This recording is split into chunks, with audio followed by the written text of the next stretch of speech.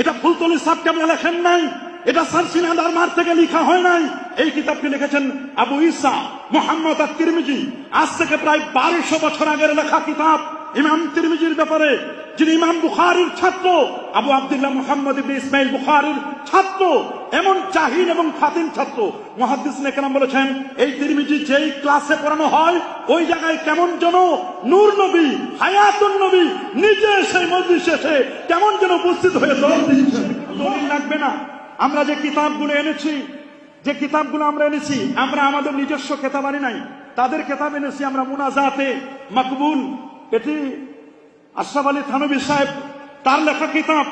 আমরা ইয়া নবী বললে শিরক হয়, আমরা ইয়া রাসূলুল্লাহ বললে শিরক হয়।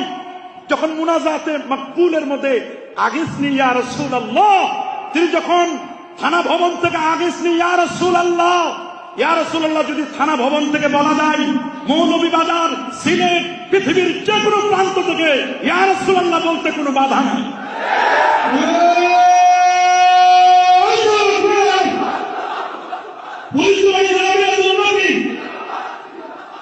কথা খুব খেয়াল করে শুনবেন।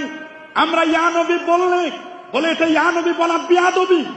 ওরা আমাদেরকে দলিল দেয়, কই ইয়া নবী এটা নির্দিষ্ট হলো না।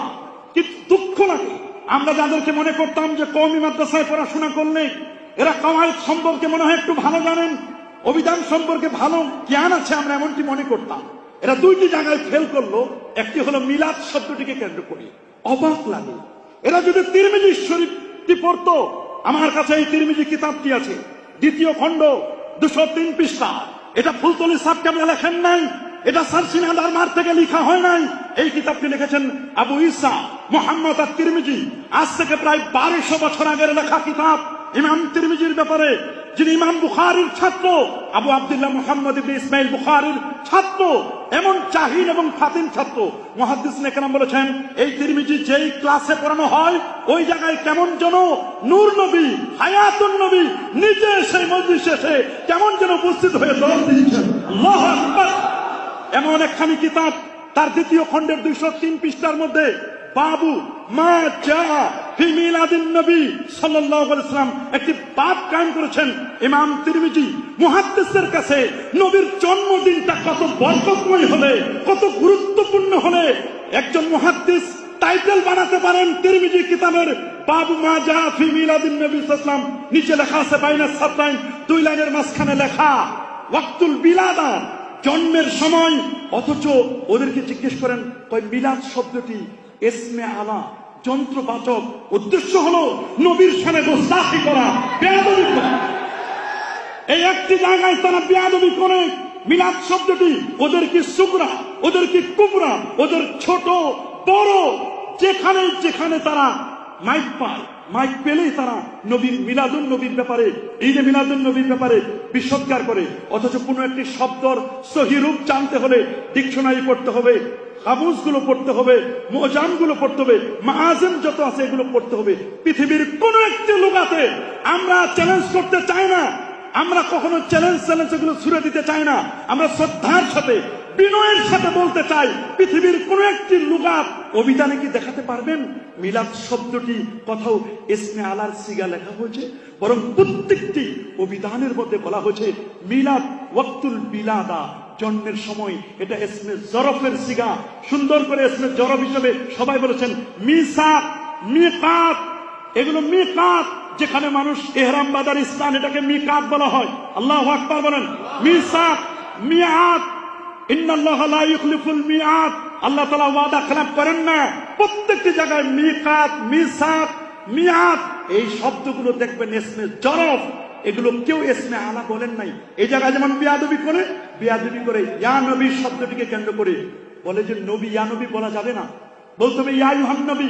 অথচ কাফিয়ার সরা সাফিয়ার মধ্যে লেখা আছে, সাফিয়া শারহে কাফিয়ার মধ্যে লেখা, ইমাম মুবাররাক আল মুক্তাদাত কিতাবের মধ্যে, যিনি 1200 বছর আগে নাহুর উসুল লিখেছেন, স্পষ্ট করে লেখা, শরহু জামিতে লেখা ইয়া রাজুল বিমানা আইয়ুহার রাজুল। তাহলে ইয়া নবী, আইয়ুহান নবী কোনো বাধা নাই। ইয়া আইয়ুহান নবী বলা যায়, ইয়া নবী বলা একই বিষয়। এক্ষেত্রে কোন ধরনের তাজিমের ক্ষেত্রে কমতি হবে? ইয়া রাজুলু, ইয়া আইয়ুহার রাজুলু, ইয়া গোলামু, ইয়া আইয়ুহাল গোলাম, এখানে কোনো সমস্যা নেই। এবং তারা বলে যেখানে নবী তো নির্দিষ্ট করা হয় না। অবাক লাগে, কোথায় নাহু সুরবেরা পড়াশোনা করলো, কোন মাদ্রাসায় পড়লো? তোমাদের এমন কোন নাহু বিশেষজ্ঞ আছে, নিয়ে আসো। তোমরা বলে ইয়া নবী বলে ফাইন্ড আউট করা হয় না, নবীকে আলাদা করা হয় না, নির্দিষ্ট করা হয় না। অথচ মারেফা 7 প্রকারের মধ্যে লেখা আছে নাকারার আগে হরফে নেদা আসলে এটা মুআররাব বিন নেদা, হরফে নেদা দ্বারা এটা নির্দিষ্ট হয় না। আল্লাহু আকবার। যখন নবীর আগে ইয়া শব্দটি আসে, সাথে সাথে এটা আর অন্য কাউকে বোঝানো হবে না, নবী নির্দিষ্ট হয়ে যায়। এছাড়া আল্লাহ কোরআনে কত জায়গায় রাসূল শব্দটা নাকেরা হিসেবে ব্যবহার করেছেন। আল্লামা মোল্লা জীবন রহমতুল্লাহ আলাইহি প্রায় জায়গায় তিনি বলে দিয়েছেন, নাকেরাটা যখন রসুলের ক্ষেত্রে নাকেরা আসবে, এক্ষেত্রে অন্য কাউকে বুঝাবে না, এটা কেবলমাত্র আমার রসুলকেই বুঝাবে। আল্লাহু আকবার বলেন। ইয়া নবী নিয়ে তারা একটা ফাইজলামি করে এবং মিলাদ শব্দটিকে কেন্দ্র করে তারা এ ধরনের কথা কিন্তু বলে। আমি আপনাদেরকে দলিলগুলো শুধু স্মরণ করে দিতে চাই। আমরা যে দলিলগুলো পেশ করি সেই দলিলগুলোর মধ্যে পবিত্র কোরআন থেকে যে দলিলটি আমরা দিয়ে থাকি, প্রথম দলিলটি সেটা হচ্ছে সূরা ইব্রাহিমের 5 নম্বর আয়াত, ওয়াদাক্কিরহুম বিআইয়ামিল্লাহ। এখানে ইবনে আব্বাস রাদিয়াল্লাহু তাআলা আনহু তাফসীর করেছেন, ওয়াদাক্কিরহুম বিআইয়ামিল্লাহ আই বিনিআমিল্লাহ। কোন একটি দিবসে যদি আল্লাহর পক্ষ থেকে নিয়ামত আসে, সেই দিবস সমূহ আল্লাহর দিবসগুলোকে তোমরা স্মরণ করিয়ে দাও। ওয়াযাক্কিরহুম, তোমরা তাদেরকে স্মরণ করিয়ে দাও বিআইয়ামিল্লাহ, আল্লাহর দিবস সমূহ। ইবনে আব্বাস রাদিয়াল্লাহু তাআলা তাফসীর করেছেন বিনিআমিল্লাহ দ্বারা, বিআইয়ামিল্লাহ দ্বারা বিনিআমিল্লাহ উদ্দেশ্য মানে যেই দিবসে আল্লাহর পক্ষ থেকে নিয়ামত আসে। আপনারা বলেন, আমার নবী যেদিন পৃথিবীতে শুভাগমন করলেন, এটি কি আল্লাহর দিবস নয়? নবীর চেয়ে বড় নিয়ামত কি পৃথিবীতে আর কিছু আছে? কখনোই না। আমার নবীর চেয়ে আর কোন নিয়ামত হতে পারে না। তাহলে আমার নবী যেদিন পৃথিবীতে শুভাগমন করলেন, সেই দিবসটিকে আমরা স্মরণ করতে পারি না? একটি দলিল দিয়ে থাকি আমরা। দ্বিতীয় আরেকটি দলিল দিয়ে থাকি সূরাতুল হুদের 120 নম্বর আয়াত। আল্লাহ পাক রব্বুল আলামিন বলেন, ওয়া কুল্লান নাকুসু আলাইকা মিন আনবাইর রুসুল মা নুসাব্বিতু বিহি ফুয়াদাক। আমি আপনার কাছে হে রাসূল প্রত্যেক নবীর বায়োগ্রাফি, জীবনীগুলো আলোচনা করেছি। টার্গেট হচ্ছে নবীদের জীবনী আলোচনা করার মাধ্যমে আপনার হৃদয়টা বলিষ্ঠ চিত্ত হবে, হৃদয়টি শক্তিশালী হবে। যদি নবীর কাছে অন্যান্য আম্বিয়া আলাইহিস সালাতু ওয়াস সালামের জীবনী আলোচনা করার মাধ্যমে আমার নবীর হৃদয় বলিষ্ঠ চিত্ত হয়, আমার নূর নবীর জীবনী আলোচনা যদি উম্মত করে, তো উম্মতের হৃদয় কি বলিষ্ঠ চিত্ত হবে না? আমাদের ঈমান কি দীপ্ত হবে না? আমরা মনে করি প্রত্যেক উম্মতের দায়িত্ব হলো নবীর বায়োগ্রাফি, নবীর জীবনী আলোচনা করা। 3 নম্বর যে দলিলটি আমরা দিয়ে থাকি সেটি হচ্ছে সূরাতু আল ইমরানের 81-82 নম্বর আয়াত, ওয়াইজা আখাযাল্লাহু মিসাকান নাবিয়্যিন। আল্লাহ আমার নবীকে নিয়ে আলোচনা করেছে রূহের জগতে, নবীদের সেমিনার করেছেন উপরে।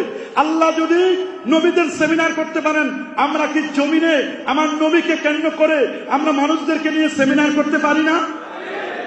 4 নম্বর যে দলিলটি আমরা দিয়ে থাকি সূরা ইউনূসের 58 নম্বর আয়াত, কুল বিফাদলিল্লাহি ওয়া বিরাহমাতিহি ফাবিযালিকা ফালইফরাহু হুয়া খায়রুম মিম্মা ইয়াজমাউন। ইবনে আব্বাস রাদিয়াল্লাহু তাআলা আনহু তাফসীর করেছেন, ফাদলুল্লাহ দ্বারা উদ্দেশ্য হলো কোরআন। সুবহানাল্লাহ, ইসলাম, কোরআন। আর রহমত দ্বারা উদ্দেশ্য হলো নূর নবী মুহাম্মদ সাল্লাল্লাহু আলাইহি ওয়াসাল্লাম। এটা তাফসীরুল কোরআন বিল কোরআন। আরেকটি জায়গায় তাফসীর হয়েছে, ওয়া মা আরসালনাকা ইল্লা রাহমাতাল লিল আলামিন। তাহলে আমরা এই কয়েকটি আয়াত শুধু ইন্ডিকেট করে দিয়ে যাচ্ছি। আমরা লাকাদ মান্নাল্লাহু এই আয়াতটিও আমরা কোট করি এই ঈদে মিলাদুন নবীর দলিলের জন্য আমরা কোট করে থাকি। লাকাদ জাআকুম রাসূলুম মিন আনফুসিকুম এই আয়াতটা আমরা কোট করে থাকি। আমরা রব্বানা ওয়া বা'স ফীহিম রাসূলা এই আয়াতও আমরা বলি, ওয়া মুবাশশিরাম বিরাসূলিন ইয়াতি মিন বাদি ইসমুহু আহমদ এই আয়াতটিকেও আমরা কোট করে থাকি। ঈদে মিলাদুন নবীর দলিলের ব্যাপারে আমরা বলি, উযকুরু নি'মাতাল্লাহি আলাইকুম ওয়া আম্মা বিনি'মাতি রাব্বিকা ফাহাদ্দিস। ইমাম বুখারী তাফসীর করেছেন, আল্লাযীনা বাদদালু নি'মাতাল্লাহি কুফরা। ইমাম বুখারী তাফসীর করেছেন, সবচেয়ে বড় নিয়ামত হলেন আমাদের প্যারা নবী রাসূল করিম সাল্লাল্লাহু আলাইহি ওয়াসাল্লাম। আমরা আরেকটি আয়াত কোট করি যেটি সূরাতুল হজ্জের মধ্যে আসে, ওয়া ইউআযযিম শাআইরাল্লাহ ফাইন্নাহা মিন তাকওয়াল কুলুব। এখানে মুজামু শাআইরিল্লাহি আরবা। শাহ ওয়ালিউল্লাহ মুহাদ্দিস দেলবি রাহমাতুল্লাহ আলাইহি হুজ্জাতুল্লাহিল বালিগের মধ্যে বলেন, সবচেয়ে বড় শিয়ার হচ্ছে 4টি। 1 নম্বর হচ্ছে কালামুল্লাহ, দ্বিতীয় হচ্ছে নবীউল্লাহ, 3 নম্বর হচ্ছে বাইতুল্লাহ, 4 নম্বর হচ্ছে আসসালাতু লিল্লাহ। তো নবী যদি শিয়ার হয়, আল্লাহ তো বলেন শিয়ারগুলোকে তোমরা তাজিম করো। ঈদে মিলাদুন নবীর মাধ্যমে অবশ্যই আমার নবীর তাজকিরা হয় কি হয় না? নবীর তাজিম বৃদ্ধি পায় কি পায় না? আরেকটি আয়াত আমরা বলি ওয়া তুআসসিরুহু ওয়া তুআক্কিরুহু ইয়া আইয়ুহান নাবিয়্যু ইন্না আরসালনাকা শাহিদাও ওয়া মুবাশশিরাও ওয়া নাযীরা লিতু'মিনু বিল্লাহি ওয়া রাসূলিহি তুআক্কিরুহু ওয়া তুআসসিরুহু আয়াতটি আমরা কিছু কোট করে থাকি। এতগুলো আয়াতের মাধ্যমে সরাসরি যদি থাকতো তাহলে তো কোনো ইখতিলাফ নয়, হয় ইবারাতুন নাস, ইশারাতুন নাস, দালালাতুন নাস, ইক্তিদাউন নাস, যে কোনো একটির মাধ্যমে আমরা এখানে বলি যে এখানে ইঙ্গিত আছে যে আল্লাহর হাবিবের তাজিম তাওকীরের জন্য আমরা ঈদে মিলাদুন নবী উদযাপন করে থাকি।